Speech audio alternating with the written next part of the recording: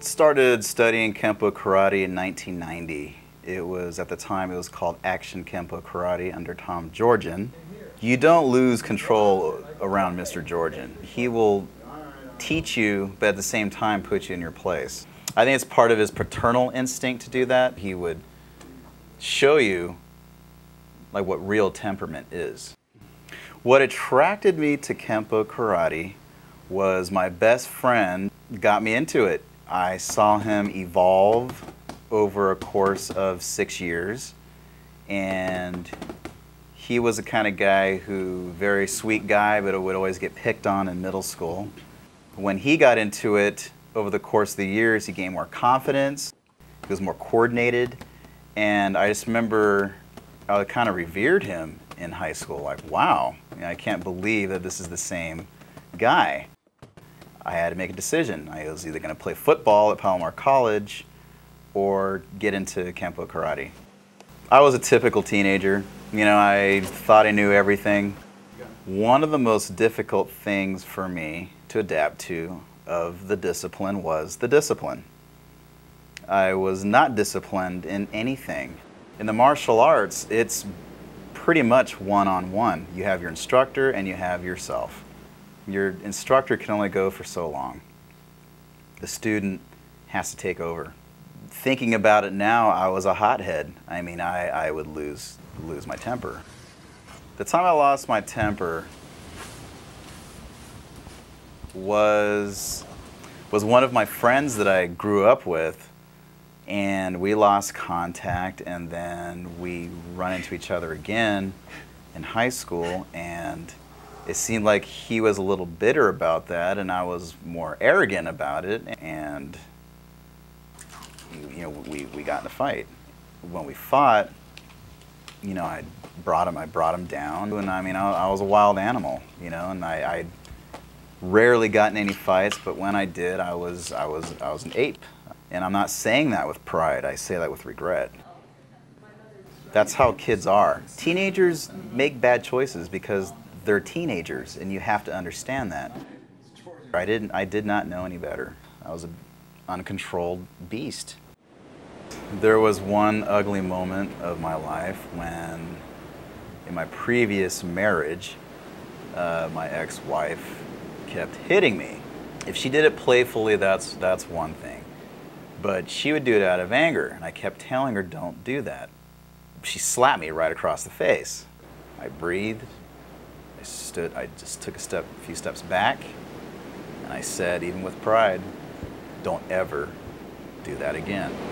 The further you progress in any martial art, the more applicable your intermediate and advanced training goes to real life situations. My brain took over and said, nope, don't.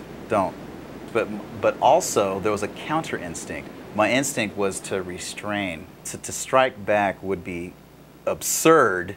That's something you just don't do. And it's wrong, so don't do it.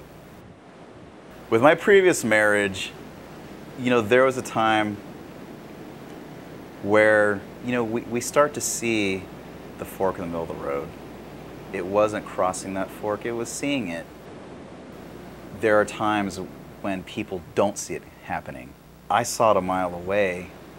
Does that make me Superman? No, but it's the training that helped me foresee the problem. You know, as a martial artist, you learn from your mistake and clean it up. Again, I had a lot of pride. I don't even know what pride means anymore. I don't have any pride because you should never let pride rule your passions. That was one of my biggest problems the first time around.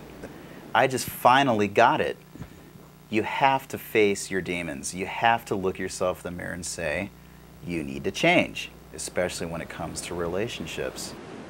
I'm a lot more mellow. I am a lot more open. I share more.